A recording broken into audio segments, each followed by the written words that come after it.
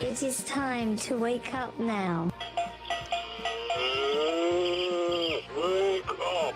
Don't sleep in alarm for me. Rise and shine. 6 a.m. and your hand can't make it to the alarm clock before the voices in your head start telling you that it's too early, too dark, and too cold to get out of bed. But you didn't ask their opinion. The voice you've chosen to listen to is one of defiance. A voice that says there was a reason you set that alarm in the first place. So sit up, put your feet on the floor, and don't look back, because we've got work to do. Welcome to the grind. Go yourself. You want to do it now? I'd love to do it right now. With lots of love and a hearty, how you doing this morning, neighbor? It's the John and Gordy Show, only on Mad Radio 92.7 WMDX. Take it away, boys. You know, we're going to have to ask Catherine to do that again. Why is that? She sounds too happy. Way too happy? We don't start the show like that normally. No, we're we a don't. little angry. Yeah. A little, tired. We don't want to get up this early either. Yeah. So, Catherine, Yeah, it's got to bring it down a little bit. Dial it back. Yeah, we're not that happy. Yeah. We're usually pretty Oh, grumpy my this God. hour of the morning, especially your first cup of coffee. And now, with the warm weather moving in, the mornings are really warm, hot. I know the temperature doesn't feel that way, but there's a certain warmth or humidity in the air. That I think you're right. The dew point. The dew point. Is up there, and the humidity is high. no one brings up the dew point anymore. Nobody talks about dew point or isobars anymore, or jet streams. No, they don't. Skip I don't all care that. about the isobars, but I do care about the dew point. Right, it's a big deal. It makes a whole difference. It does feel a little more humid first thing in the morning. It does. Yeah, and it feels humid right now. yeah. And I was asking Sam if we could hit the air conditioning because it's really warm in the studio here. And there's no way to adjust it. We know what the temperature is in the studio? Did you check Right the now, I temperature? don't know. I know that somebody, for some reason, sets the temperature ridiculously high. The highest that I've seen it is 77 on the Oh my thermostat. God! Why would it can't be set that high? I mean, we're not Right. kicking in heat here overnight, are we? It's Here's the- springtime. Here's the thing. I don't know, man. That's above my pay grade. It should be colder in here because we just put the Nice hot and- tub in and The hot tub. Yeah. Yeah. Well, it's 49 degrees outside right now. 49. It feels like that outside, but it's Yeah. really warm on the inside. So if you're ever in the studio, you'll know just how hot it is. We really got to figure out a way to just broadcast right out front here. Just set up a Right. card table, card table. couple of microphones. I don't know, a telephone. That's Yeah. it. That's With all we need. With a few peanut shells, Peanut shells. Sure. maybe we can make some money, right? Could make some. Yeah, we could have some snacks. A little lemonade stand out there for all the early morning risers on State Street. So 49 degrees, clear skies, sunshine already. And it's going to be bright and sunny all day. Today's high, what do we, let's get the weather roulette wheel spinning and see what the high temperature for today will be. Round and round it goes. We need some music. We're for this, wearing that maybe tomorrow. wheel out. It's going to be, oh my gosh, 71 degrees is the prediction Just high amazing. for today. How accurate that is. It is. It's accurate every single day that we've tracked it. We haven't tracked it at all. We'll have to get the weather lottery balls out one of these times too. Yeah. Well, we did that a few days ago. I'm not sure of the accuracy rate on that yet. We haven't tracked that. Well, we have to keep using it in order to find out just how accurate it is. That's right. But I think it's been fixed. Yeah, good. Well, good weather today. Should be nice for the UW encampment, the protesters down the street on the Library Mall. Got a little chilly for them, Well, right? I bet they're okay. I didn't hear of any trouble. Did you? I I think they're all as well. Good. Well, we'll talk about that a little bit later on. You want to? I do have a clip from WMTV. Okay. Channel 15, and they were down there, and they covered this extensively. WKOW did as well, but I don't have that clip. Okay. Just to give them credit, Channel 3 did not have a clip. Really? They're just, so I don't know what happened to them. Yeah. Maybe they didn't get the news release that there's a protest down here. I don't know. I think they all got the news release. I think they all got the news. So, yeah. I'm glad that there's no problems there. But So there are let's problems. keep They're it arresting peaceful. people in Columbia University and also Northern California University as well. 3 a.m. in the morning there, and Yeah. the cops are out there ready to Really? clear them out. No Yeah. kidding. Yeah. No. I hate to hear that. Let's check the National Day calendar. What do you say? We can't dance and it's too wet to plow. All right. Well, I know. I don't know what it means. got me on that one. Means nothing. Okay. Well, we could ask Pam Yankee one of these days what these old country sayings mean. We need to get her in here for an interview. I'd love to have Pam Yankee. I was going to try it about a month ago, and I completely fell down on that one. Okay. What day is it today? Is it National Bubble Tea Day? Is it National Preparathon? I don't even know how to pronounce Preparathon. Right? Preparathon. National Preparathon Day. Yeah. Or is it National Military Brats Day? How about National Adopt a Shelter Pet Day? Or National Sarcoides? Skip that one. Yeah, I don't know that one. National Hairstylist Appreciation Day. National Oatmeal. There's too many days. National Raisin Day. National Oatmeal Cookie Day. National Cross Country Day. Which one of those days does not belong? National Sarcoidosis Day. Okay. That actually, you're wrong. That does belong. Oh, I actually missed a couple. National Honesty Day and National Bugs Bunny Day. Yeah. No, the day that doesn't belong is National Cross Country Day. Oh. So I don't, were either of you in cross country? Were you runners in high school? Sam, how about you? I was a sprinter in track, but not long distance. Yeah. I was not. Cross country always seemed a little weird to me. Yeah. Just go out and run around. Right. Just, field no one's going to somewhere. watch you. You just take a big, long break. Take a shortcut. and a shortcut. Yeah, take a cigarette break behind a tree or something and show up at the finish line.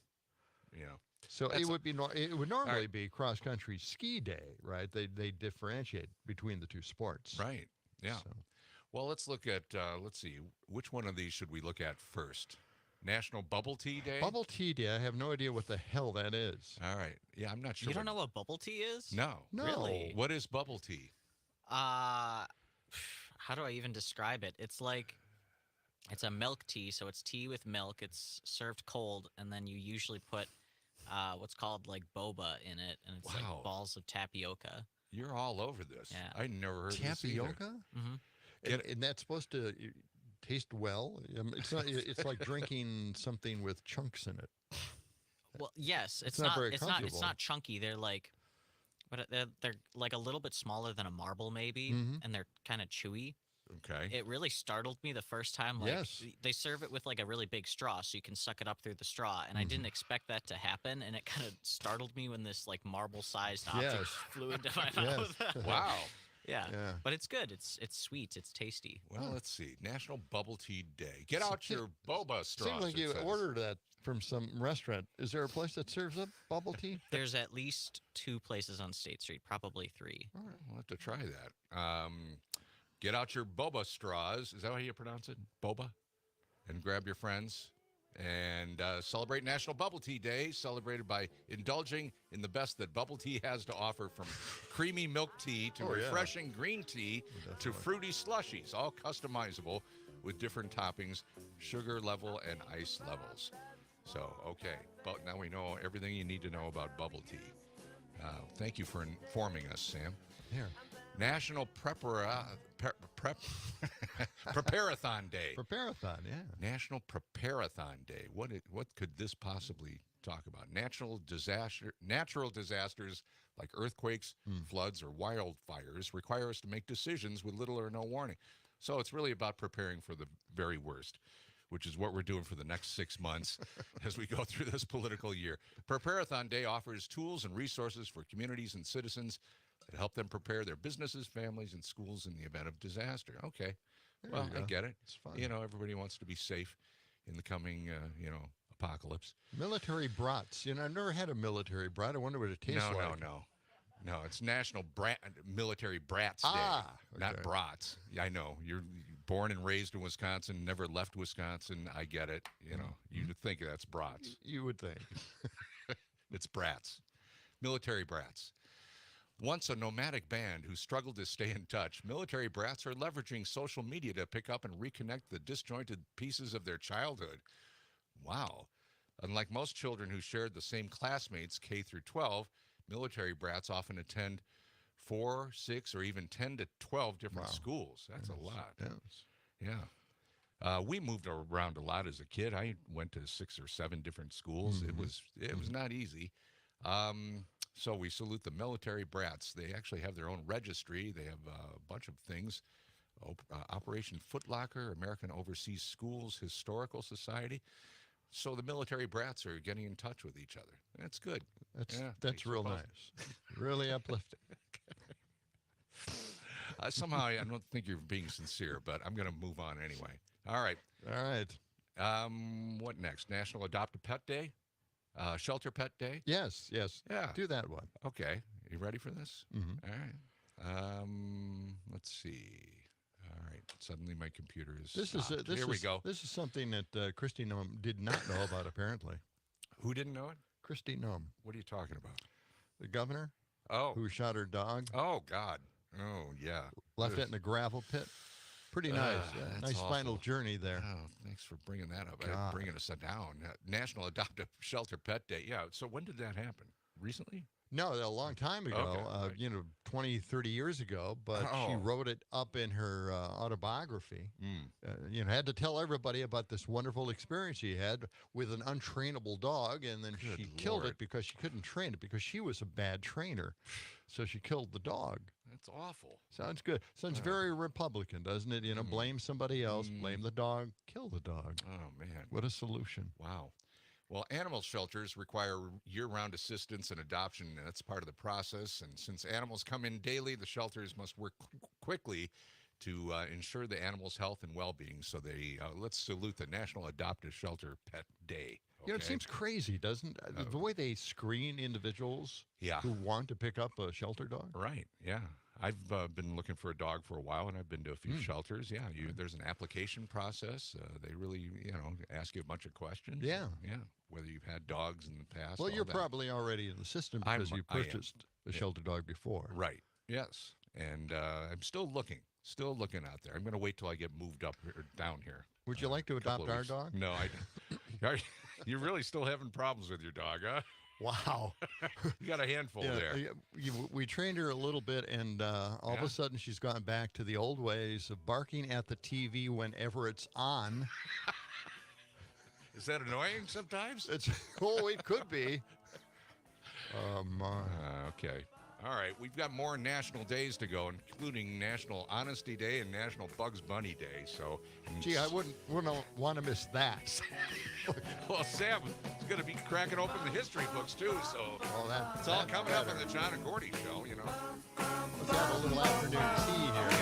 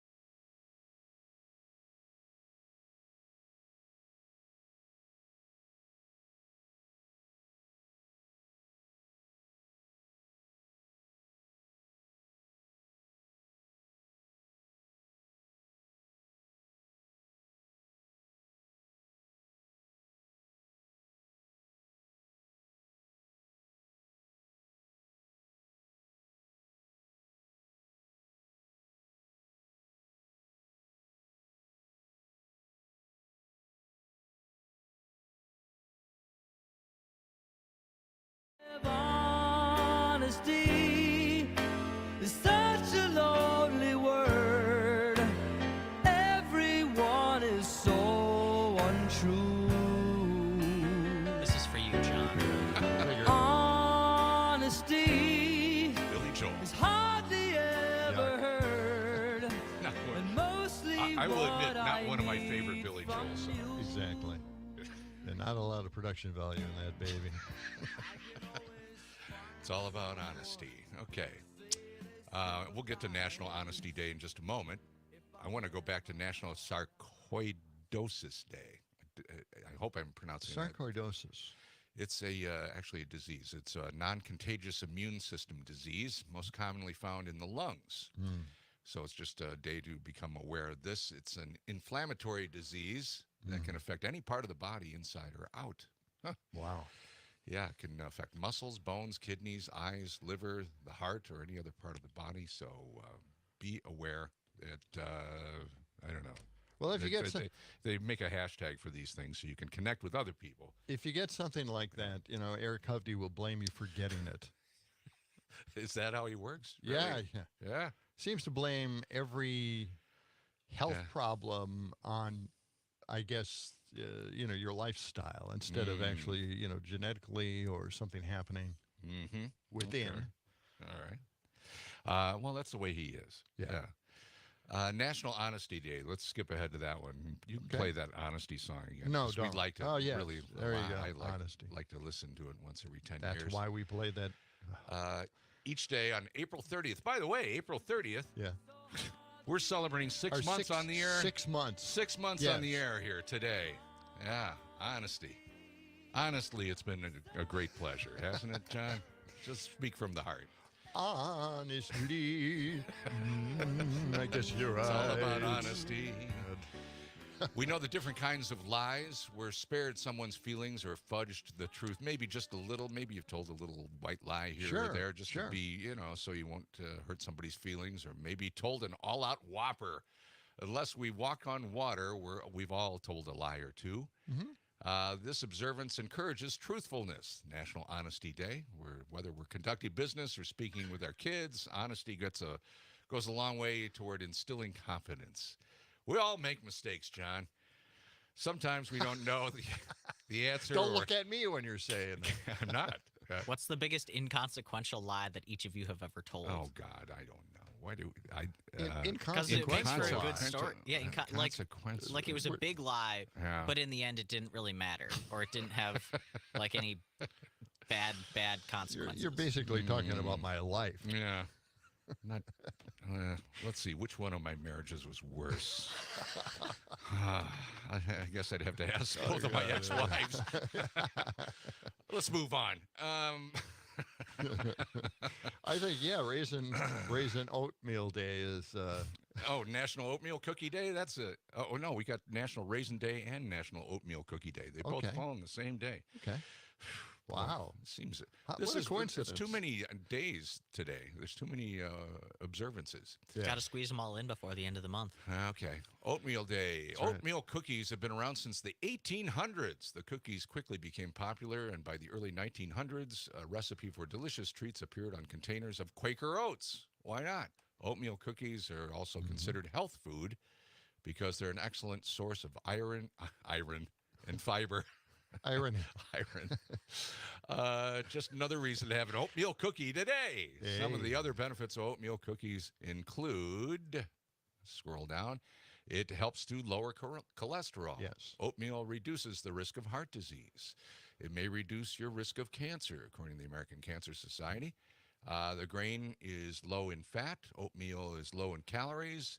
Add oatmeal to your diet today. Okay. Boy, how easily we forget about the raisin part of this whole thing. Oh, Lord. I know. Never I gotta go mind. back. Never Okay, mind. Let's go That's on to not the a big history deal. books. We're tired of all these days on the calendar. Too many days. Yes, Let's too take a many look days. at what we got. Okay. Okay. 1897. Yeah? J.J. Thomson, the physicist, he announces the discovery of the electron. Big day.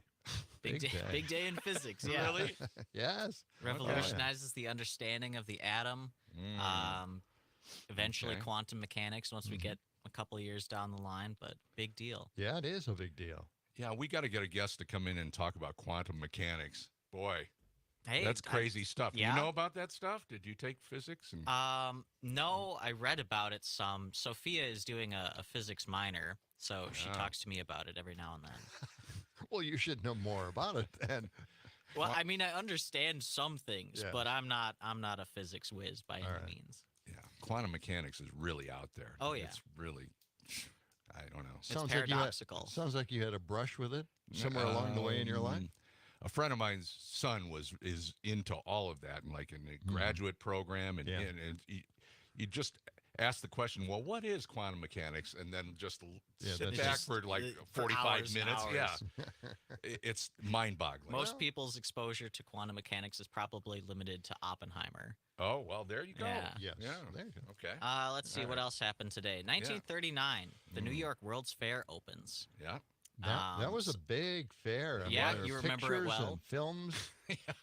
Remember it like it was yesterday. Yeah, Well, the exactly. pictures and films. No, I don't remember. Some of the No. biggest technologies showcased at the Yes, fair yeah. defined the 20th century: television, air conditioning, color photography, Wow. lots of cool stuff. You can find a lot of these videos on YouTube where they went through the fair and they filmed a whole bunch of stuff. Yeah. It's really cool. It was a big, big fair. Yeah. New York City.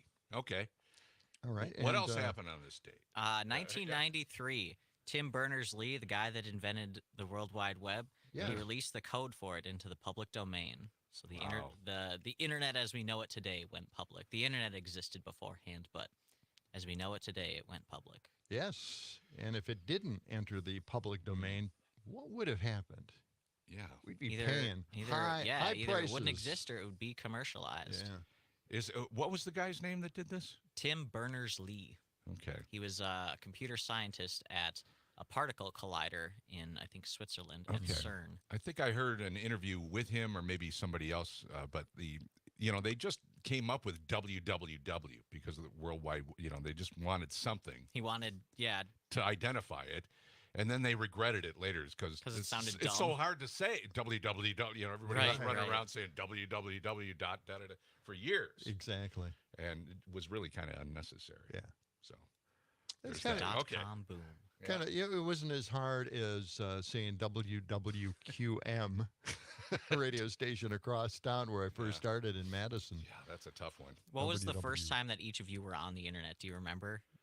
Not really, I but think in it was- the early 90s. Yeah, and I think 1994 maybe. Yeah. 93, 94. So it wasn't too long. It's starting to catch on publicly, It was and mainly for email. It seemed like Yeah. early on. Yeah. we had AOL There's a way back then. Yeah. First time. There's a chat clip rooms. of Katie Couric and Matt Lauer, or maybe Brian. I think it's Katie Couric and Brian Gumble talking about WWW and the early email. Oh, And really? It's Yeah. called email, and it's pretty. It's Oh, pretty that'd be fun. kinda cool We to got to see if watch. we can find Yeah. it. Yeah. We should look for that. All right, we'll do that. Katie Couric. I met her once. Very nice lady. Yeah. Yeah. I hung out backstage of the Today Show. Met Matt Lauer, Al Roker. She I met. recently made a political comment, and everybody started stirring and getting a little angry about it. She's got a really good website. Yeah. Yeah. Yeah. Keeps up on all the news. All right. Yep. Got a couple birthdays. Okay. Bobby V is going to play us out because he was born today, 1943. And then also Kirsten Dunst, 1982. Happy birthday to those two. All right. Back with more of John and Gordy coming up. Just send my baby back home to me.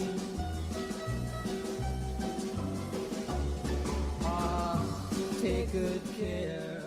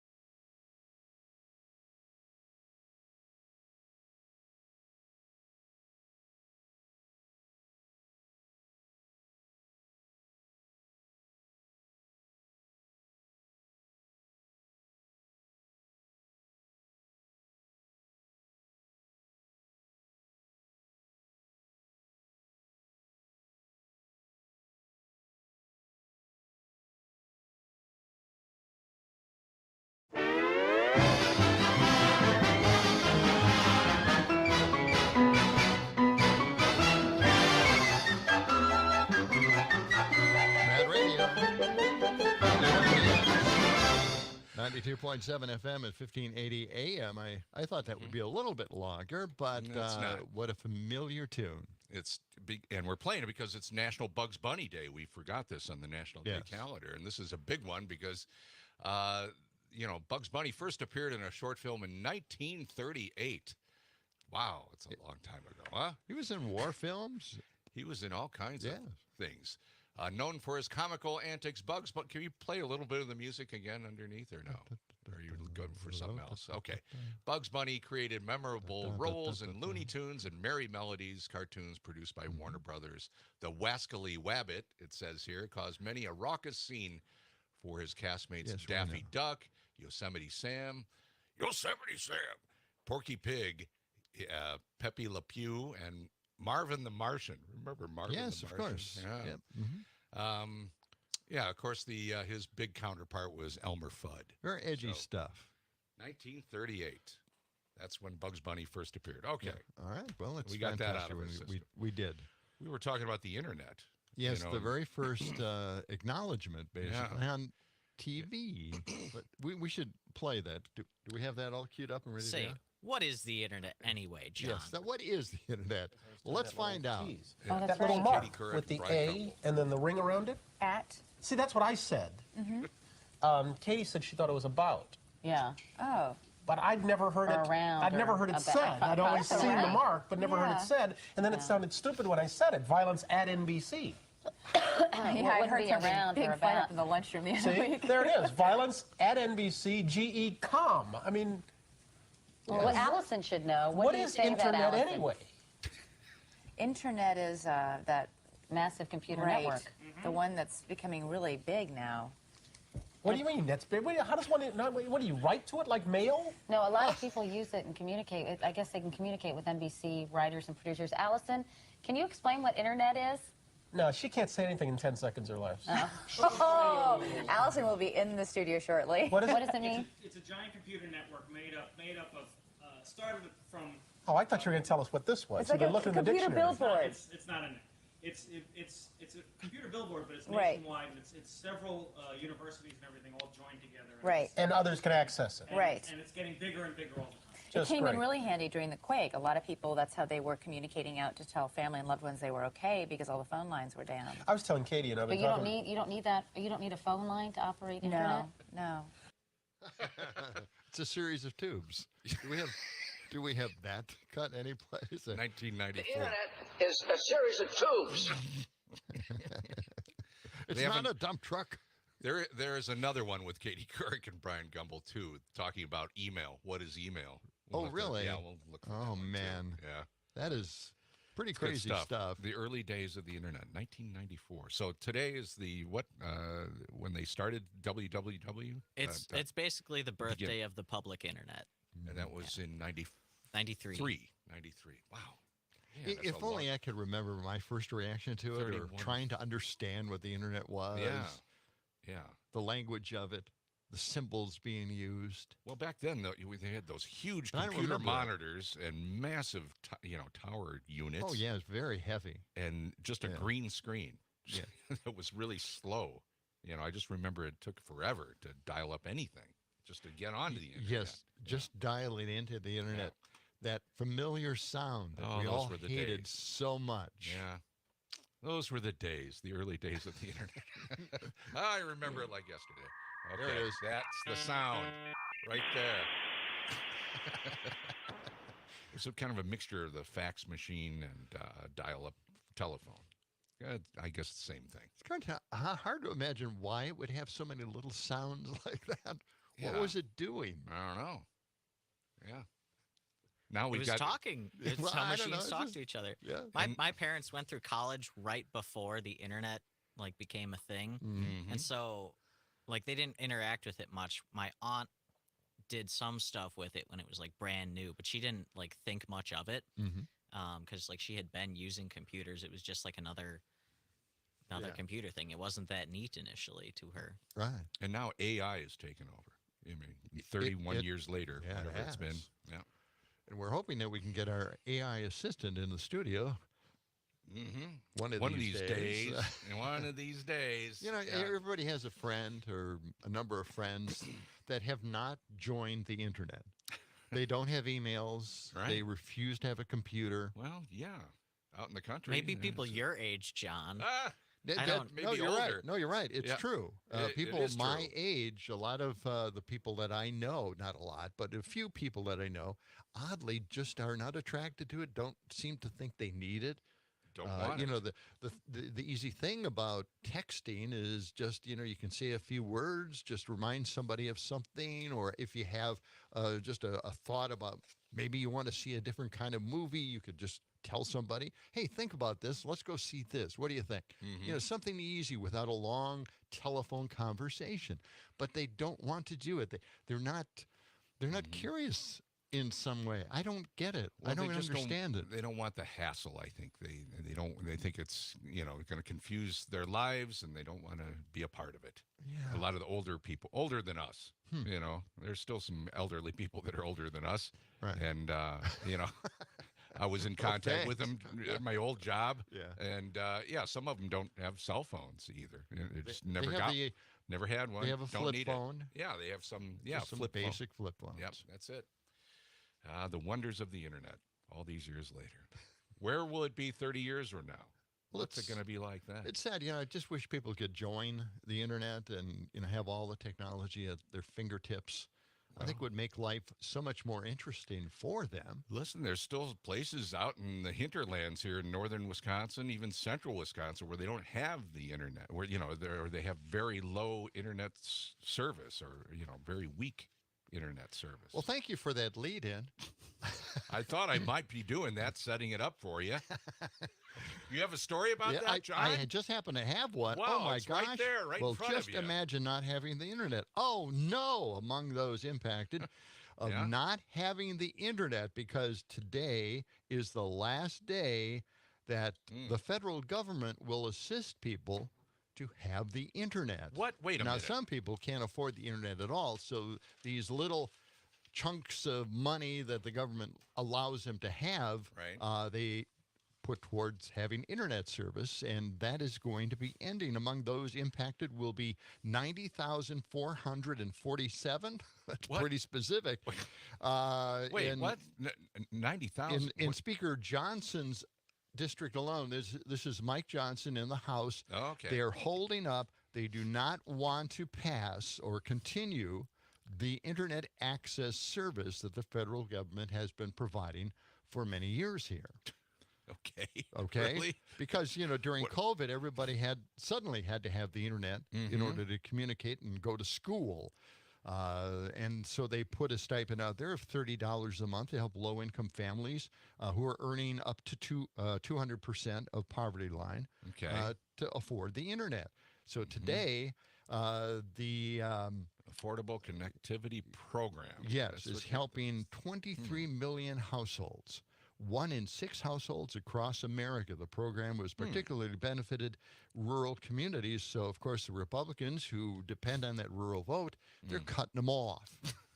Right? That doesn't seem right. It doesn't seem like they'll ever be held accountable either. They won't lose any votes, oddly. In 2024, reliable access to high-speed internet is no longer a luxury. It's a basic necessity. Yes. The Affordable Connectivity Program expires, and there's a bipartisan bill to extend it through the end of the year. It has enough co-sponsors to pass the House, but Speaker Johnson refuses to allow a vote, even though his own constituents are among those that benefit most. 1 out of 3 households in Johnson's district basically benefit from the program. And there are hints that the Republican Study Committee budget, the House GOP's conservative caucus with Johnson once chaired, they said they stand against this fee, this stipend, and they label it government handouts. This is unbelievable. See, this is where the ideology gets in the way of just helping people, you know, solve a problem that the entire country has all at once. Everybody has this problem. They have a way to solve it, but it's a government handout, and their basic platform as a Republican, no government handouts. The government is here to help. The worst words you could ever hear, right? Sam, what were you going to say? Well, I got something to add less on the affordability of the internet for low-income families, but also just the accessibility of it, like in rural areas. Because I grew up in not a super rural area, but rural enough that there wasn't wired internet yet. Yeah. Right. So for a period of time, my dad used to run a business, and we had satellite internet. And after 2008, the business kind of went under, so we got rid of our internet, and we just didn't have internet at home for like quite a while. We had our phones, like my mom had a smartphone, and we used the internet off of that. But when I started needing to use it for school, I had to bike like 5 miles to a library in order to use the internet. That's the way it is in rural communities. It was kind of ridiculous. Yeah, it is something. So the government wants to take this away completely. Just pull the plug. Pull it, yes. For the rural communities. Yes, it helped for a while. We found out that it helped greatly. But when we have these emergency programs that prove to be very successful in helping people connect to the internet or just make their lives easier, their benefit to their businesses, we pull it because, well, you know, there's an ideology that says small government is the way to go, even though we know they're not all about small government at all. We've seen the red states. They've got a lot of government going on down there, but this is a situation where they just, you know, the benefits of having a program like this are not recognizable to them. Is this going to happen automatically? Today is the day the Affordable Connectivity Program supposedly ends. Yes, it's not going to continue unless they approve it in the House. Okay, and a lot of them won't do it.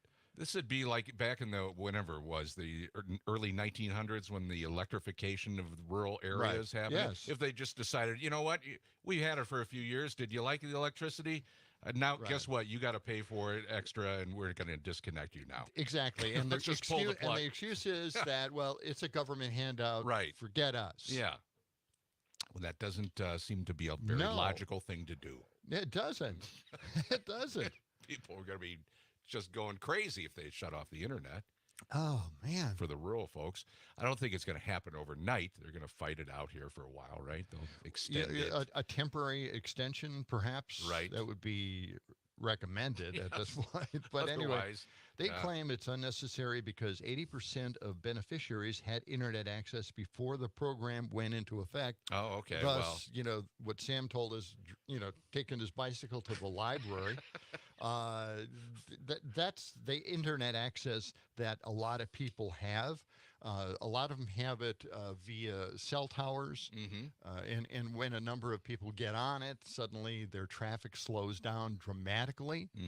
So it's really a debacle. It really is. They're really cutting off a lot of people in regards to this.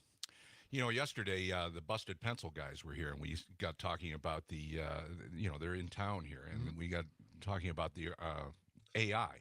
You know, and how that's going to be affecting education, and how that, you know, how teachers are going to try to integrate this into some of the classrooms and use it and teach kids how to use it. And not to be afraid of it. Not to be afraid of it. And in fact, they're going to join us tomorrow morning at Short Stack Eatery, just down the street, 301 West Johnson Street. That's We'll have the Busted Pencil guys. They're you know, very interesting. It's fun, all about fun education. Guys to talk to about this. They're really up on everything education-wise. So we're going to get educated on education tomorrow at Short Stack Eatery. You can also stop by and join us at Short Stack tomorrow, 6 to 8 a.m. Well, the thing, you know, about having 80% of the beneficiaries already had internet access who are getting this $30 a month, it's very misleading.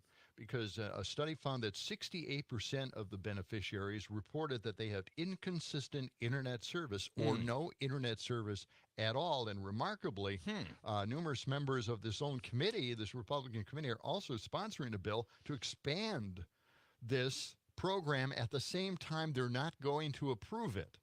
That is, seriously. What? Wait a second. That's right. The Affordable Connectivity Program.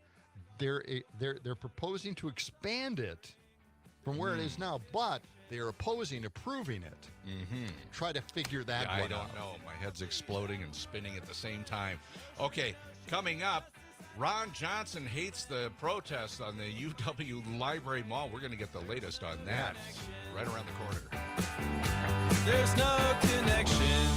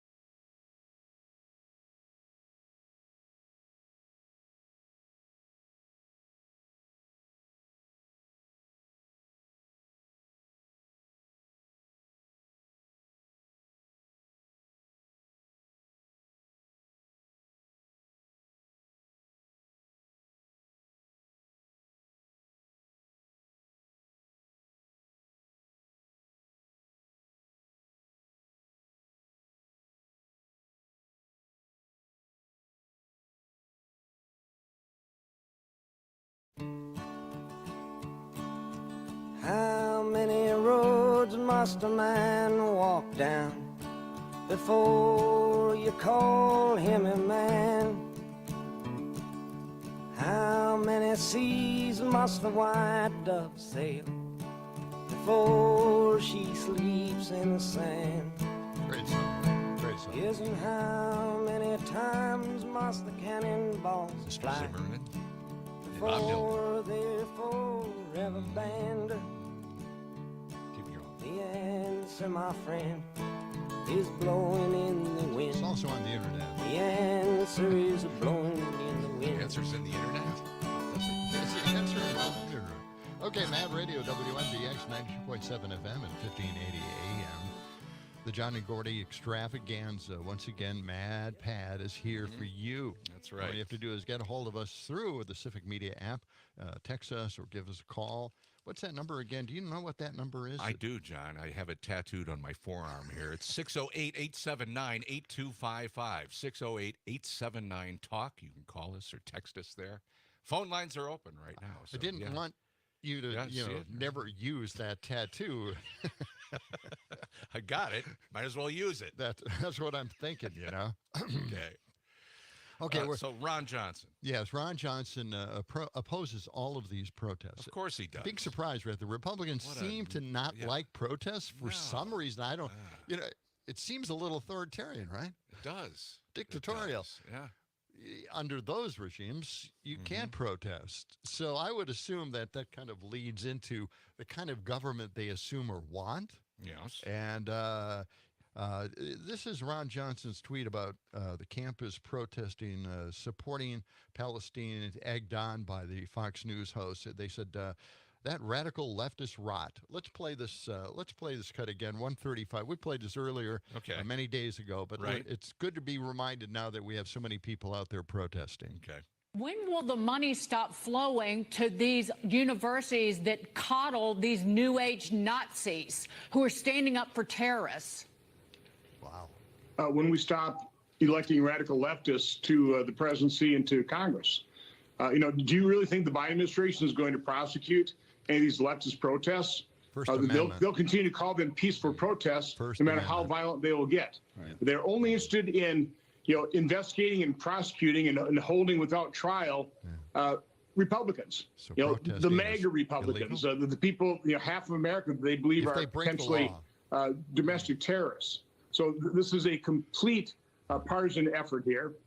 This rot on our college campuses, this radical leftist rot, has been present literally for decades. It's just being revealed in all its full glory right now. But again, I don't expect the Biden administration to really do anything about this. No, they wouldn't do anything about, legal protesting, First Amendment right to protest their government. Yes, they're not going to prosecute people for that. Isn't that odd? Yeah. You think Biden would just be out there with the federal government, arresting people left and right, throwing them in jail for protesting. For legal protesting. Yes. Yeah. For peaceful protesting. Peaceful. Put them in jail. Yeah. Yeah, they don't take into account that they are peaceful until they send the cops in and start, pushing them off. It's not peaceful. Yeah, suddenly it doesn't become peaceful anymore. Yes, and all of a sudden, see, these are the protesters. This is what they're all about. I remember when Act 10 was being protested here at the Capitol, the Republicans thought the best solution to that, to stopping those protests, was to use a little physical force. Right. Yeah. Hitting them over the head. Yeah, smacking them around. Smacking them around. Yeah. That was, they actually came out and said that. Yeah. That's their solution to the problem. Anyway. And it's happening all across the country. In fact, all around the world now, there are protests going on. Well, hundreds of people have gathered at the Library Mall. They're out there protesting. Down the street they're in an encampment. That's right. Yeah. And here's a report from WMTV Channel 15 last night in regards to their coverage. Let's listen to this. We will free Palestine! We will free Palestine! I'm here to support students and faculty and staff who are standing up for an end to the war on Gaza, who are standing strongly asking the university to divest from the occupation, to divest from war profiteers, and saying that we have to use every bit of power we have to put an end to the slaughter in Gaza. Madison community member Sol Kelly Jones joins students as they advocate for freeing Palestine. As a community member, as a parent, as someone who cares about peace and justice in the world, I feel like we have to be showing up and we have to be raising our voices now. The majority of the attendees supported the Free Palestine cause, though David Skadorn expressed concern for the Jewish community, saying support of Hamas is anti-Semitic. I think the Palestinian students have every right to be concerned, to be hurt, because what is happening is terrible. This is war, and it is happening as a result of Hamas. Hamas went into Israel on October 7th to kill innocent civilians, rape innocent civilians, and then they know that. What do you mean lies? You don't think they went into Israel on October 7th and killed innocent civilians? During his interview, protesters could be heard saying that he's lying and chanting Free Palestine. This is a modern Holocaust denial. They are actively denying what happened on October 7th. Not really. Students for Justice in Palestine member Dalia Saba helped organize the rally, saying her family experienced injustice in Gaza. You know, I've seen how my family members were treated when being forced out of their homes, when trying to go back to their homes. And so this is something that starts long before October. This is something that has been an injustice for decades now. And this latest escalation shows that we cannot continue the status quo any longer. She hopes UW faculty and decision makers take note. I think that it's important that the university take our demands seriously. We are not here to speak just for the sake of speaking. We are here to demand that the university end their complicity in the genocide in Gaza. Yep. I've reached out to UW-Madison to see if they can speak to the demands that are being asked of them, and they have not responded to me yet. Live in Madison, Mark Sarsvold, WMTV 15 News. So that's what's going on at UW campus on the Library Mall. The protests continue. They've got a little encampment now there, people camping out. And we'll see how this progresses. But there are people that are against the protest, and what they do is they mention some of the things that are real, and then they throw in things that are not real, and then the crowd says, no, that's a lie. Right. And then, oh, you mean the whole thing is a lie? Yeah. You know, it's it goes from there. It's completely wrong, and it's a very peaceful protest. The encampment is there. I understand that the university can't allow the encampment to be there, even though it's against rules or the regulation that they have, but they can't allow certain circumstances, which might be, called for currently. So we'll see what happens there. Yep. All right. We'll keep an eye on things. Well, next time we're going to talk about Eric Hovde. A few things from him have cropped up again. Also coming up, our guest attorney, Jim Santel. We're going to talk about the Supreme Court rulings. I cannot wait for this segment. I know you've been waiting all week for this. Last week, too. It's all coming up on the John and Gordy Show. Let the sun shine. It's the John and Gordy Show.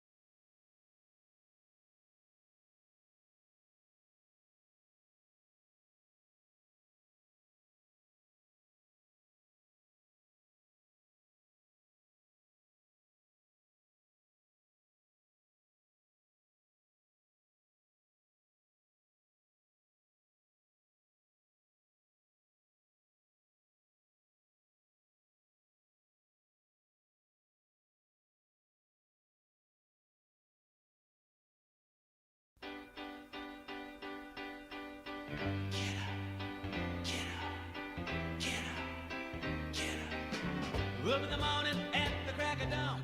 Has broken.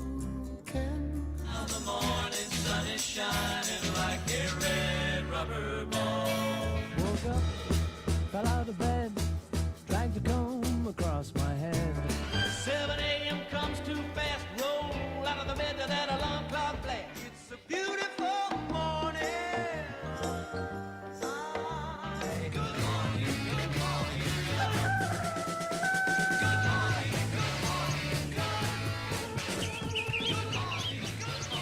And a good morning to everyone. Mad Radio, WMDX, 92.7 FM and 1580 AM. Broadcasting live from the capital city, Madison, this morning, a couple of blocks away from the Capitol Dome. The Joint Finance Committee kind of hangs around the Capitol for a while. Do they? The Republicans themselves are on vacation for the rest of the year. Like most of us, we get 10 months vacation. Yeah, they're campaigning. Yeah. You know, they're campaigning. Wow, they got to do that. They Yeah. can't do that and still run the government? No way. Pretty tough stuff, isn't it? Yeah, it Doing is. two things at once. Yeah.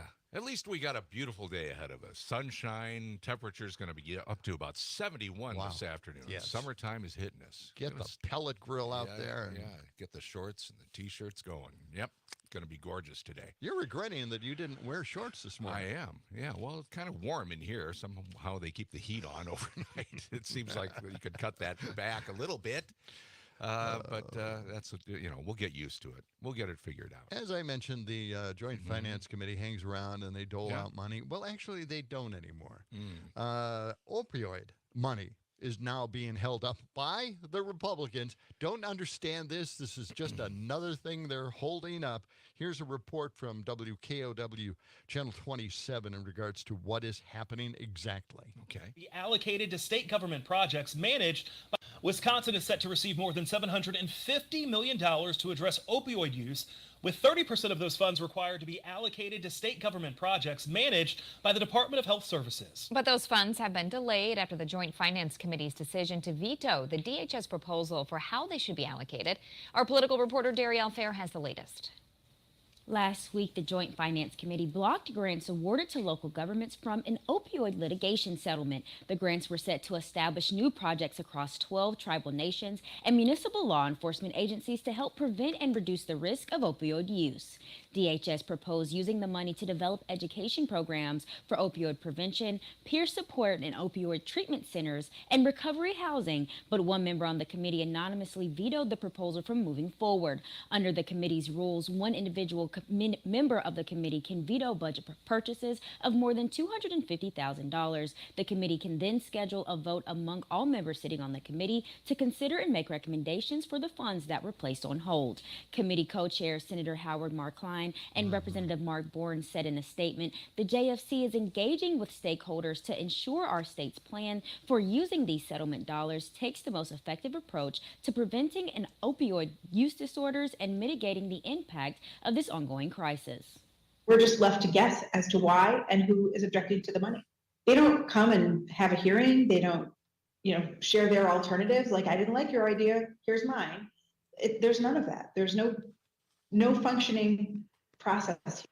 Democratic Senator Kelda Royce, a member of that committee, noted the committee has vetoed other funding proposals, not releasing funding to fight PFAS contamination or address the Chippewa Valley hospital closures. I also spoke with Democratic Attorney General Josh Kaul, who secured the funding for Wisconsin. He says he hopes the committee will make its adjustments and approve the proposal like it has done in previous years. And there you go. Holding up the opioid funding. Why? Because they have a better plan. Right now, they don't like what is planned, although we did hear what was planned. Seemed like a good way to spend that money and help those affected by opioid addiction. But no, they're going to hold it up. And we've seen this story before, like the unfinished business on child care. How about that one? How about PFAS? Health care. Yeah, PFAS, water contamination. Tax cuts, that's what they want. How about streamlining the elections? No, none of that stuff. How about this? Wisconsin will remain an island surrounded by neighbors that have liberalized the rules on marijuana, medical marijuana at least, but they couldn't agree on that. Other measures that appear dead include Evers' workforce plan to expand paid family and medical leave. Now, let's put that on hold. We've got a better plan, but we're not going to tell you what it is. A gun safety proposal for college campuses, reinstituting comprehensive health care, and sex education programs that they changed in this state, with abstinence only teaching. That's it's kind of a few decades old, but why not? Why not go with something that they're familiar with, right? And creating a task force on missing and murdered black women. They don't want to go into that either. So the money has been allocated for most of those programs, if not all of those programs. All of those programs. The money they have is the there. money for it. It's set aside for those programs. Exactly. They just won't do it. But the plans aren't perfect yet. They've really got to work on these plans. Sure. Yes. Yeah. Isn't that amazing? And all those problems just continue to exist. Again, those are actually all the problems that we have in the state, and they're not going to help at all. They're not going to solve any of those problems by spending the money they've already allocated in some cases, at least. Holding it back so they can blame the Democrats somehow. Right. Yeah. And, they took all this power from the governor, who could have probably done a lot of this spending on his own, but during the lame duck session a while back, they took a lot of power away from the governor and the attorney general. And they can't, they seem powerless to, they can't do anything about it. The governor can't, his hands are tied. Exactly. Yeah. They've done a good job with that. He can beg, and he's basically begging, please, let's pass something. Yep. As you could hear there, the Democrats were definitely all in line. They want to pass something. Just anything, please, guys. Coming up in a little while, we'll be talking with attorney Jim Santel, not only about some of the Supreme Court rulings or lack of rulings, but also about a number of other things about the college campus protests that are going on, and Trump's official acts, or what's an official act, what's not an official act. So attorney Jim Santel will be here to guide us. We've got a lot of questions, legal questions. We just have to get the override. It's the forest for the trees situation here. Because Is it? I want to find out, why they can do what they're doing on the Supreme Court. How they can make these decisions that are so wildly inaccurate, so different from what the Constitution actually says. Now, these are literalists. These are the ones who are reading the Constitution verbatim, word for word, letter by letter, and now they're somehow changing all of that, and they're moving to a system of, we got to go back in history. We've got to see what history says about this. How have we dealt with this problem in the past, which is, fraught with problems, because a lot of the old laws and rules and regulations, we found out were all incorrect and repressive. Well, it seems like if there were any checks and balances on the Supreme Court, where are those? Really, the only thing they can do is impeach some justices, and that takes the Senate, and that just doesn't seem to be on the table. They can't act fast enough to do those kind of. And how are you going to center in on any one of these justices, except for maybe Clarence Thomas? There's conflict a of interest. Conflict of interest. Yes. But there doesn't seem to be anything anybody can do about the Supreme Court. It's stacked now. It's stacked in Republicans' favor. Well, far right wing. I do want to also talk to him about the possibility of expanding the court. Yeah. Now, the Democrats talked about it a while back. They just gave up on the idea. I think Biden was against it as well. But I think there's a time when we just got to step back and say, nope, we've got to do something about it, because this is, there are a whole bunch of decisions the court is going to levy upon us in summer sometime and early fall, and we're going to find out just where they stand on all these issues. But they're actually, in my opinion, legislating from their benches. This is a separate arm of the Republican Party where they're creating their own laws, rules and regulations, exceptions to the rules which aren't in the Constitution. They're not there to do that. No. That's not supposed to do that. That's not their job. I didn't think so. Anyway, we'll talk to Jim about all of this stuff. Yeah, when I hear his prediction, maybe if he has one, about what's going to happen with the presidential immunity case, because the court could just say, well, we're going to kick it back to the appellate court again. But that also provides some out. Yeah. For them. They're going to create a standard, and then that standard is going to be applied reapplied to the lower courts. Okay. Yeah. So basically, that gives him a way out. Huh. Yeah. Well, we'll talk to Jim Santel about that. He's got all the answers, hopefully. Of course, he has a show here on Civic Media on Saturday. Is it Saturday mornings? Yeah. Amicus. Amicus, a law review. They just changed. Yeah, they just changed the name. Formerly of it. Morning Cannolis. There we go. Yeah, there you go. Yeah. All right, let's talk to him. Well, these are real Americans, and whatever they decide, I'm sure, is what real Americans would want. Mm-hmm. By the way, tomorrow we're going to have Busted Pencils guys in, Tim and Johnny. It's going to be a lot of fun to talk to them about education. We're going to be with them at Short Stack Eatery, and that'll be a special morning tomorrow. And it will. I'm looking forward to it. So you can join us if you want at Short Stack Eatery. Because they're in town. They're in town. They're hanging out. Yeah, that's good. Saw them last night for a little while. Yesterday, we were having some fun around the global headquarters of Civic Media here. Broadcasting live from atop the global headquarters of Civic Media. And Pete Schwaba is in town, too. So, there's a party wherever Pete goes. It was good to catch up with him yesterday. You talked to him yesterday. Yeah, I did. Did you mention about being on his show? Yeah. When he's in town? We're kicking it around. Yeah, we're just trying to find a good time to do that. But, yeah, well, we're going to be. It would have to be right away.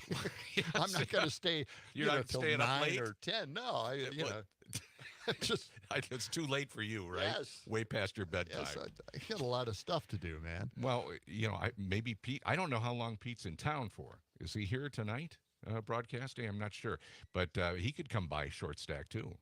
Pete, if you're listening, he doesn't get up this early. He sleeps in. Well, here's the invitation that we want to create. Okay, anybody and everybody can show up at Short Stack Eatery on Tuesday of next week. Tuesday of next week. That's right. He's going to be. He's going to be broadcasting at the Minocqua Brewery. Okay. The tap room. Right. And we're going to be there. Yeah. And he starts at 7 o'clock. Right. And we're going to try to be on his program at that time as early as possible. We're just going to show up. I'm just saying he's probably not listening, but if he does hear this, that is what we would like. Please. We'd like to be on your show. Sounds like you're begging to be on his show. We'd like to be on your show, really, Pete? Please let us on. Please. Think that'll work? I hope it does. Well, I we'll don't find know. out. You had a chance to mention it to him. You didn't even bring it up. All right. That's okay. Okay. We'll be back with more of John and Gordy with Hubby. Tuesday morning. Get the Hubby. Oh, Hubby's coming. Oh, look out.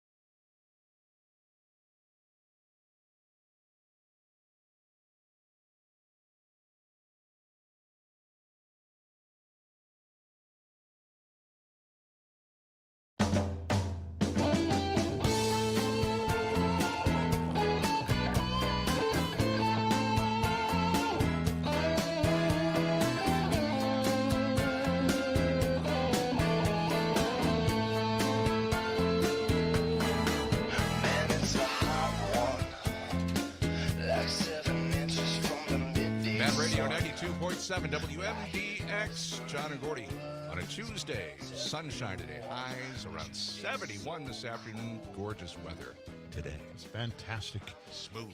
It's nice. Okay, before we get to stand-up comedian Eric Hovde and his run for the Senate seat, we've got a comment here. Text. Yeah. From Robert, he says, I haven't seen anyone show proof that any of these colleges invest in what they want the colleges to divest from. I'm all for the protesting, but show the proof and inform us. I think these colleges are holding all of those investments close to the vest. They don't want to come right out and say what they've invested in. I don't think they know. But really? You don't think they know? Well, it would have to be the major companies that manufacture a lot of the war goods, basically, and a lot of those companies are in Wisconsin. Is that right? Yeah. I wish I had the graphic with me. I saw this probably a week or so ago. That was just a chart of how it was basically ranking all of these different universities for how much they have invested in either assets over in Israel or companies that are based in Israel or things like that. So divestment is a very broad term. It can mean a lot of things, but it's just generally these universities have ties in some form. Usually they have money somewhere or they're doing research somewhere tied to Israel, and that's what these students don't want. Okay. All right. Well, that makes sense. How can we find out what they're... I mean, somebody has that information, but they, like you said, keep it close to the vest. But the problem here is that we have been providing a lot of money to Israel for decades. Sure, since the late 40s. And because of that, we have not put any strings tied to those exactly dollars that we send them. So we have a lot of people have always complained about that. We just can't hand that stuff over unless we see some kind of motivation to maybe bring some closure to the conflict that they have in Gaza. Right. We have that ability to do that, and because we haven't, we've gotten this problem where we are today. It's escalated to this point because we have not put strings on any of the money that we sent to Israel.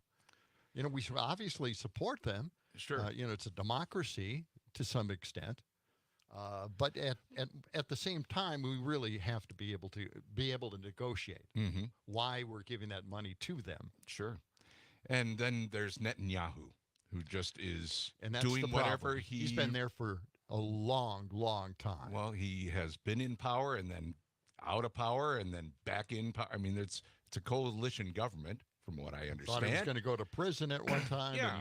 He was out. Remember, he was gone, and then guess what? He's back, and he's the one in charge over there, and he's not really paying any attention to what the Biden administration wants to do with this situation in Gaza. He's doing what he wants to do until he can't do it anymore. Well, a lot of people consider Israel a colony, and they want to break up the colony and allow just anyone to be able to live there. Yeah. To move in and out. Yeah, but that's not the case. No, it's not the case. All right, let's get to Eric Hovde, the stand-up comedian running for a Senate seat. Oh, my God. Seriously. What are we going to do Tammy about Baldwin, this? you really... this has just got to be frustrating as hell to watch this guy work. Anyway, could you cue up cut 142? Hovde spoke to another group who wants to listen to him. He found somebody to listen. Way up at Slinger, Wisconsin. Yes. And he was basically ranting and raving about the Pledge of Allegiance. Why isn't it being said everywhere? It's an important issue to him, let's hear it. I guess. Let's hear it. All right. We said the Pledge of Allegiance tonight. My wife knows a teacher in Madison who taught elementary school. She would have the kids do the Pledge of Allegiance. You know what she was told by school administrators? You can't. And if you do it, you will be punished. All you're doing is indoctrinating young Nazis. Think of that thought process. This is the country that fought a world war, sacrificed our young to save Europe, to beat the Nazis. They have no concept of what they are talking about. Quite the story. So they have eroded the patriotism in our country. That's the first thing they've done. Yes. Crazy, isn't it? It is. But he really is. He knows that Pledge of Allegiance inside and out. Are you sure? Inside and out. Do you have that? 143. Have they queued it up? Let's check that out. This is Eric Hovde, Patriot. Okay. I'm proud to be an American. I love my country. So let's say the Pledge of Allegiance together. I pledge allegiance to the flag of the United States of America and to the republic for which it stands, indivisible, with liberty and justice for all. What happened? Thank you. Amen. Yes. God bless America. Go Slinger Speedway. Kind of messed it up there. Didn't he have a teleprompter? Just a little. Oh my God! I like how he said "Amen" afterward. And he said, "Wow." He actually says it like a 4-year-old, right? Pledge allegiance. Wait, Pledge let's hear it. allegiance. Let's play it again. I wasn't sure. I'm proud to be an American. I love my country. So let's say the Pledge of Allegiance together. I pledge allegiance to the flag of the United States of America and to the republic for which it stands, indivisible, with liberty and justice for all. Now change the subject. Try to get people, directed into something else. Yeah, let's go Speedway. Oh my God. Never a dull moment when Eric Hovde's involved. Stand up. Just, his stand-up routine is getting better and better. I don't know who's doing his commercials, but those are not good at all. Oh, yeah, He needs a better, his commercials Better were director. using people from the Ukraine. This is What? Wait a minute. Are you sure? Yes. Yes, I am. Ukraine? I actually am sure about this. He had a commercial where the images flashed by on the screen, and it showed a woman and her child struggling to make ends meet. And here it is. I have the written story here. Okay. Like a new ad from Hovde that claims undocumented immigrants are taking opportunities away from the natural-born citizens here, already struggling to provide housing and health care to our citizens. The ad, however, features stock footage of a woman and a child from Ukraine, sending that royalty check to foreign photographers that supplied it. Good job, man. The ad is called Fix the Problem. And I think, we start at home. Yes, Eric. Yeah. Wow. Good advice there. All right, it is 7:29. Coming up shortly, right around the corner, attorney Jim Santel. Yes. Will answer your legal questions and ours. Oh, we've got a lot of questions for Jim. Hope he's got some answers. That's coming up.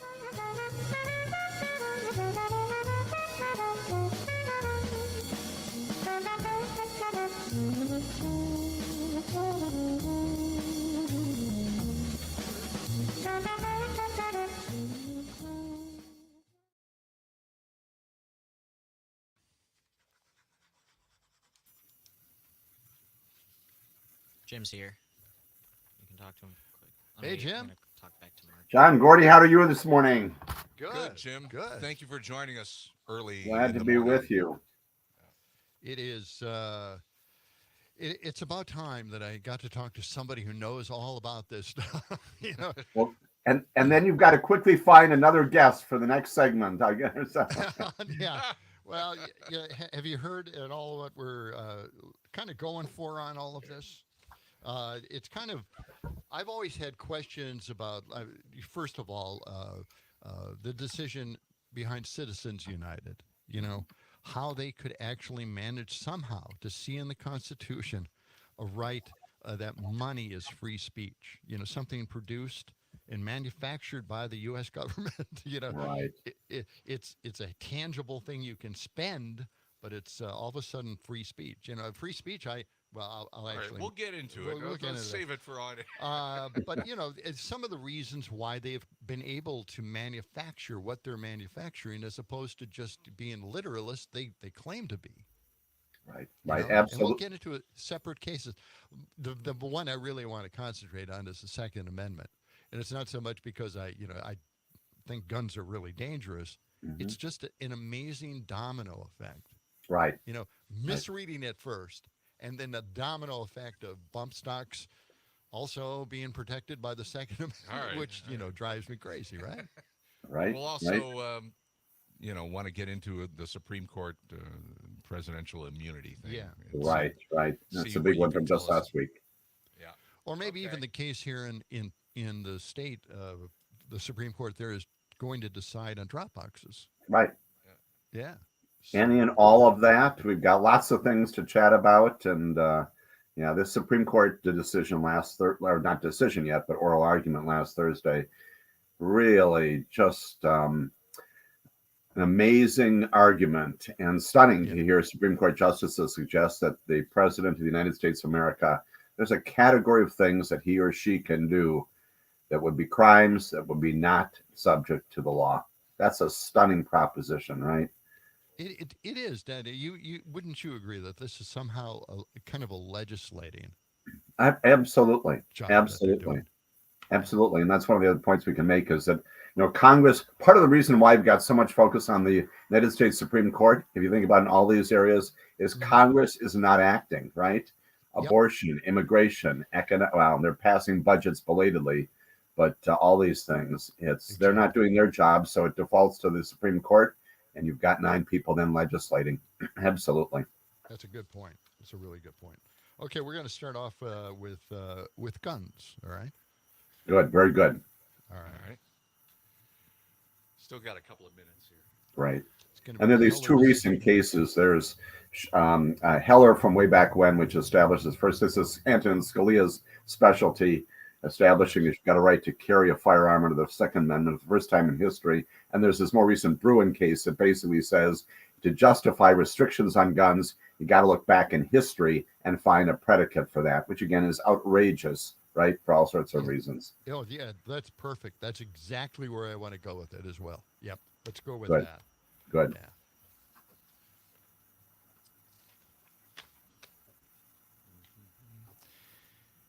Because I'm all for expanding the Supreme Court at this point. I mean, and that'll last for decades. And we can talk about that, but sure. I don't know how possible is that to actually do.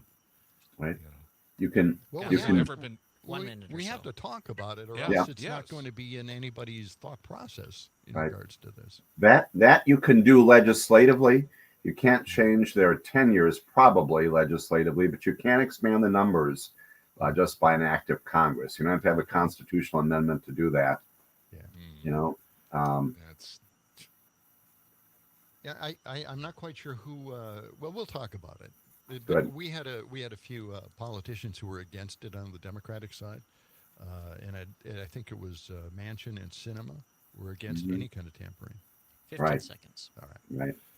But Biden wasn't for it either, unfortunately. Right. Yeah. Remember they had this commission early on that made kind of non-recommendations about things he could do, and that was among them, but not really. It's a government committee, right?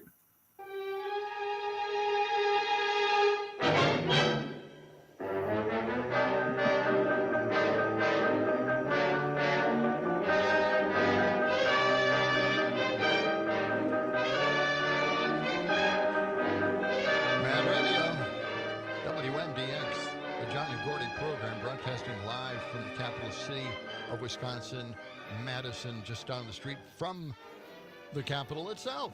Yes. Yes. Shining brightly in the sunshine today. It's a beautiful day in the capital city. It is. Time to welcome in our special guest this morning, Attorney Jim Santel. Jim, good to have you with us. John Gordy, glad to be here. It has been much too long since we have talked, and delighted to be part of your conversation this morning. Absolutely. I mean, so many weird things have been happening at the Supreme Court level of our country, and, it's all unexplainable. And as we see everything real out of control from previous decisions, I've always had questions about how they could do this. And one of the biggest decisions ever made was the Second Amendment, one of the shortest amendments possible, one of the easiest things to understand, well-regulated militia, guns or the ability to have firearms of some sort. The Heller decision, let's talk about this, how that came about with Justice Scalia. Right. Absolutely. So this is, again, recent times.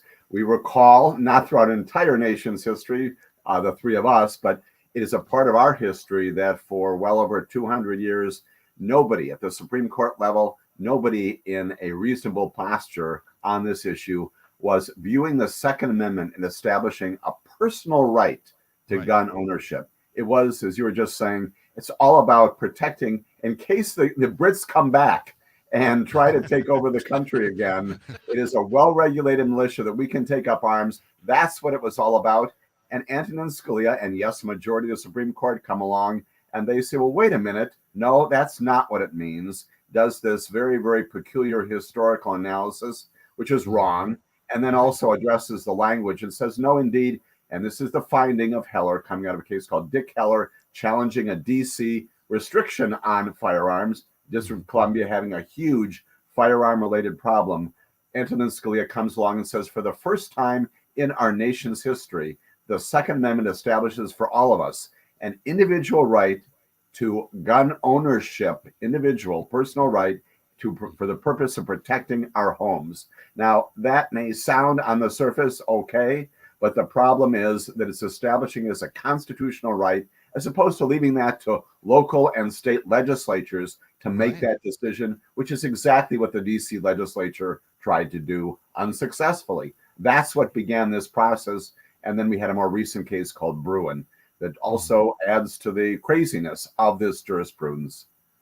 And what did Bruin do? Sure. So Bruin comes along, and Bruin is, again, an attempt to try to rein in, if you will, all of these attempted good faith restrictions on gun control. Interestingly, Heller says along the way that there's nothing about the Constitution that prevents reasonable restrictions on things like manufacture and sale and distribution. That's a part of Heller. Bruin comes along, and again, it overturns a New York policy and basically says that when it comes to legislation by a state or a local legislature, what you've got to do to justify a thing like, for example, controls of various kinds on storage, on use, on all these things, before you can legitimize that, you've got to find an historical predicate for it. You've got to look back in time and see if our founding fathers, other people, thought this was a good idea. And so, for example, AR-15s, automatic weapons, in order to restrict those, the concept would be, you got to figure out whether James Madison said something about that to justify it. Now, that's an extreme example, but it really is being applied in that way in many courts around the country. It is disastrous. And with the risk of sounding hyperbole-like this morning, it is just downright ludicrous. Exactly. Maybe Scalia misunderstood the British invasion. Yes. The musical British invasion. Talking with attorney Jim Santel here, host of Amicus, a law review here on Civic Media. I'm not sure if this is Bruin. The Supreme Court heard arguments last fall to decide a 1994 federal statute prohibiting anyone actively subject to a domestic violence restraining order from having firearms is constitutional. Now they want to take that particular law away as well and allow anybody to have a firearm. Right. And this is a case called Rahimi. And this is a perfect example of what we're just talking about. Mr. Rahimi, by any measure, is a hugely violent person. He's firing his weapon not only at his domestic partner, abusing her, firing it into fast food restaurants on the road. And he's got a domestic restraining order against him based upon his abuse of his partner. There is a federal law that I used to enforce on a regular basis that says, you know what? If the state has imposed upon you a domestic violence restraining order, you can't have a gun. Makes sense, right? You're already a violent person. The state has adjudicated that. And now we're challenging that. That's Rahimi, argued last year. And the question there is whether or not there is, again, an historical predicate for that. Well, the problem with that is, of course, the domestic violence concept. That's something, unfortunately, that's relatively new. You go back 20, 30 years, even certainly longer than that, certainly at the time of our founding and for much of our nation's history, that concept of domestic violence was not known. And so if it's not known, there's no basis for the federal law, and therefore the federal law falls, and people like Mr. Rahimi can have guns. That's the argument the Supreme Court was seriously entertaining. And we'll see what it does in June on that one. Hopeful that that's a bridge too far, even for them. Seems like it may have been, but we'll see. And it opens up, as you were just saying, this crazy door of all these things that could now be a part of our regular life based upon a look not forward, not even contemporary considerations, but what did our founding fathers think about things like domestic violence and automatic weapons and bump stocks and ghost guns? They had none of those. They had no idea about any of that. And yet that's the standard that the Supreme Court is articulating. And when you go back into the past for historical context, you could pick anything you want and ignore the particular laws that that doesn't make your argument, that doesn't come to a predisposed conclusion, right? That's absolutely right. You can pick and choose, as frankly jurists throughout time have done, but they can go back and take a look at a particular writing that something published in a newspaper, whether it's our founding fathers or someone more contemporary, and say, see, there's an indication that that's what everybody thought in 1820. That's what everybody thought in 1865. And in fact, that's not the case. We need to have a living constitution, and that's your point. That's our point, I think, this morning. You got to have a living constitution that appreciates where we are today in 2024 and work with things in a contemporary basis. Talking with our attorney here, Jim Santel, host of Amicus Brief, a law review on civic media. Jim, I want to ask you about the Supreme Court talking about this presidential immunity case that's before them. Where does it stand right now? What do you think is likely to happen? Arguably, one of the scariest things that I have seen in recent Supreme Court history was this oral argument of just last Thursday, just a few days ago. Frankly, everyone, including me, including you, including your listeners, thought the notion that a president is a king is exactly what we discarded back in, I think it was 1776, right? We said, no more, we're not going to do that anymore. We're not going to have a regent, a monarch who has got complete authority. And the notion here was, of course, that Donald Trump comes forward and says, you know what, all these cases, including the DC case alleging election interference, I can't be prosecuted because as president, I was immune from prosecution. Everyone looked at that and said, well, that's ridiculous. The lower court said that's ridiculous in a very compelling opinion. The appeals court, from which there was an appeal taken, also looked at compelling writing and said, no, this is ridiculous. This is an absurd proposition.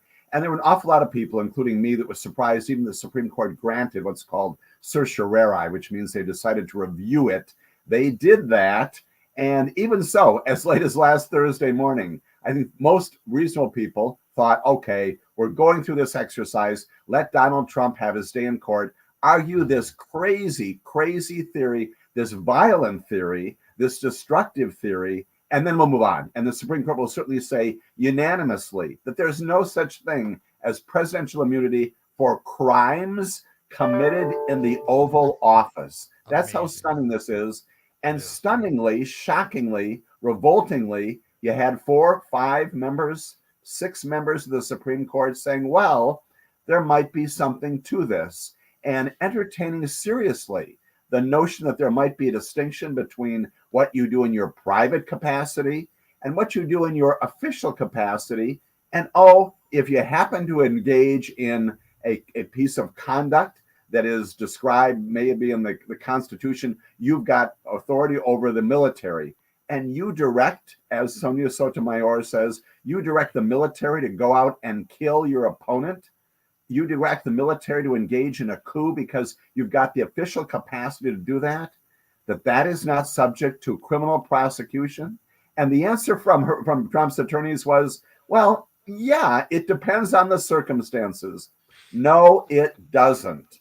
And we've got 6 weeks to see if the Supreme Court is really serious about what they seem to be entertaining, which is that we are returning to a kingdom in America where presidents have immunity for crimes committed as a part of their official conduct. Outstandingly shocking.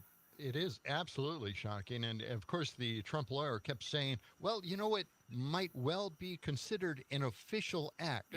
And it's kind of a tip off to what they really intend, that everything that would be challenged in the future by some odd act that the president could commit, basically will be interpreted as an official act. And that's what they would go for and then get off, according to the Supreme Court anyway.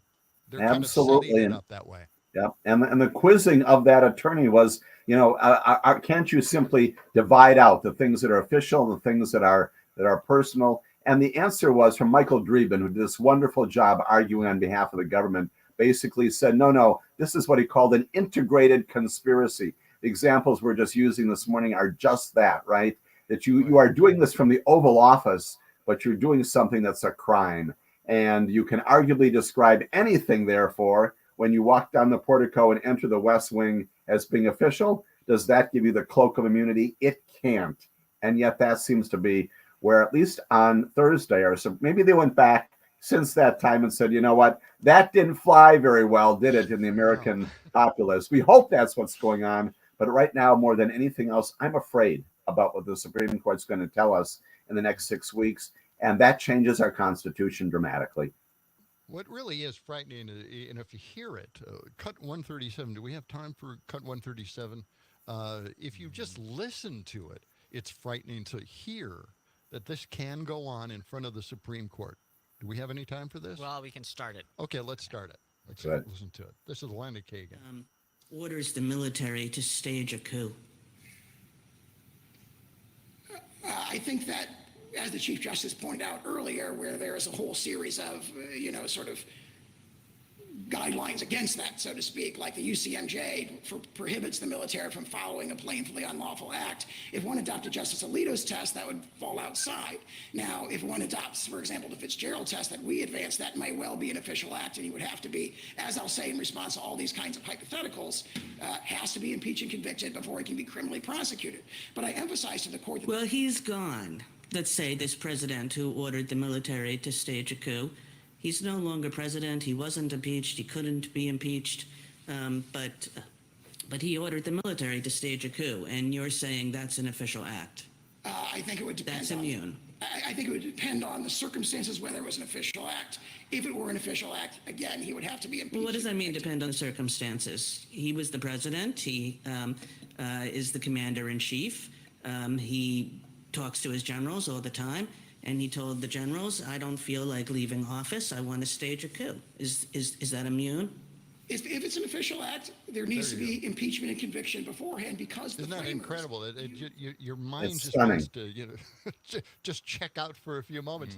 And the thing is, they kept on bringing up these scenarios instead of the actual case before the justices. Okay? We're talking with attorney Jim Santel. Jim, can you hang with us a couple of more minutes? Delighted to. Very good. We'll be back with Jim Santel coming up.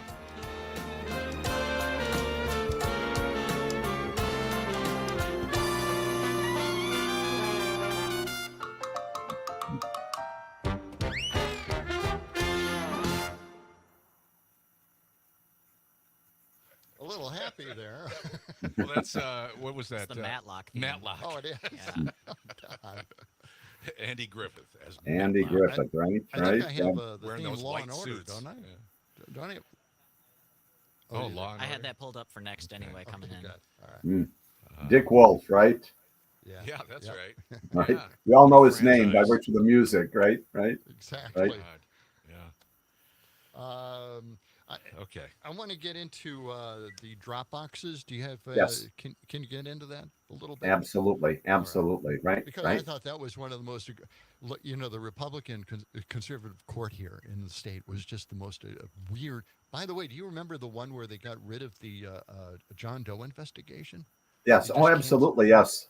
Yep. And Let's talk fine about again. both of those. Sure. Yeah. Absolutely. Amazing exercises of things they have no business doing. Right. That one in particular. Right. Yep. That one was crazy. All right. Right. Coming up in 5 seconds.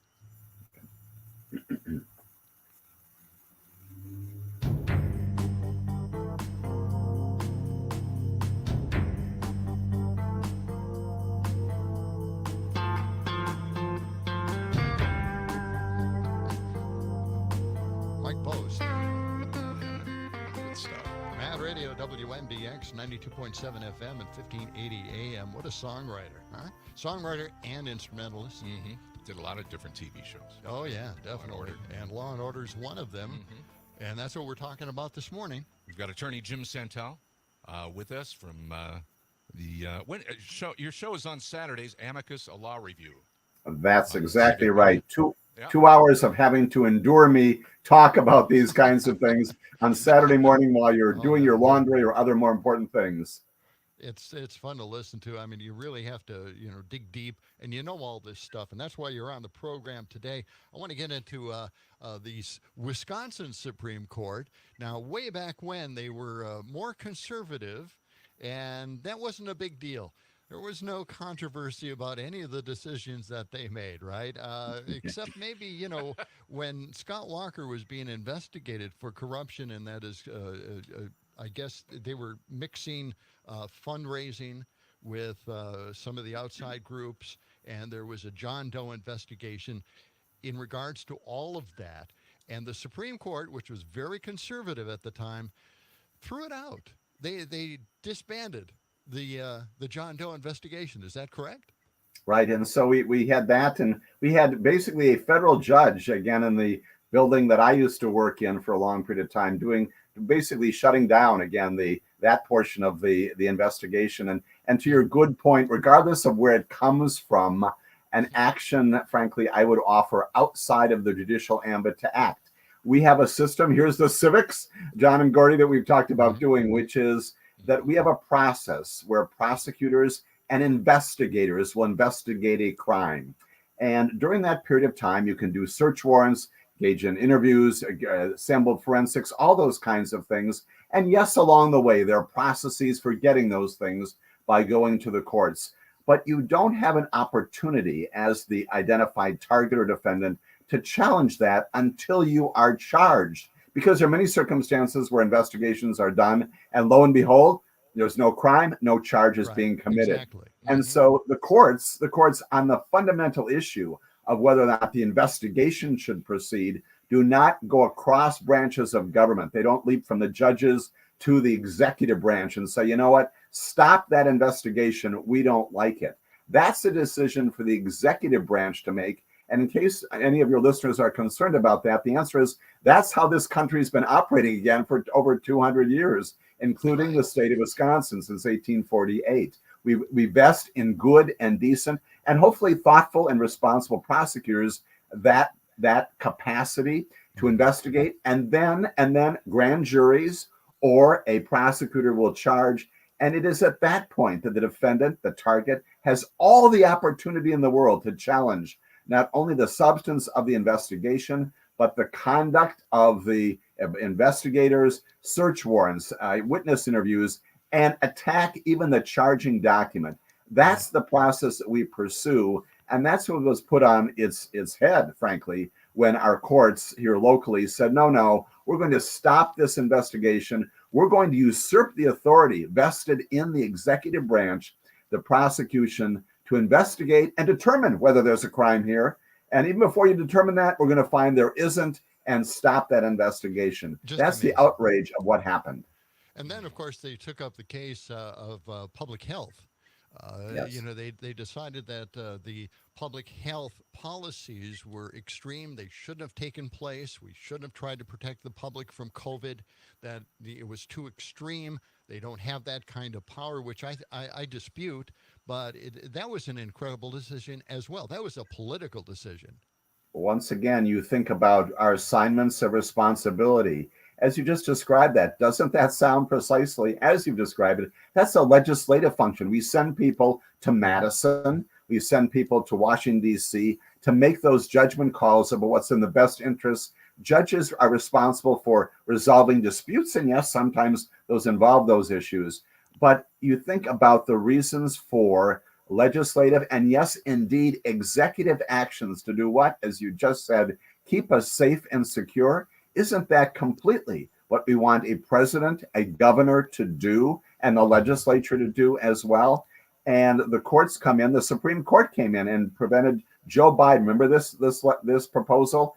If you've got a corporation that's more than 100 employees, You either need to have them tested or you need to do some other reporting to make certain that you are not spreading this horrific, fatal virus, in many cases, among large groups of people. Supreme Court comes along and says, no, that's a bridge too far. That's a reach too far.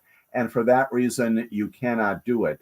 Stunning usurpation once again of an executive function and arguably a legislative function. If they had acted to say this is what we're going to be doing, you wouldn't have that kind of judicial intrusion.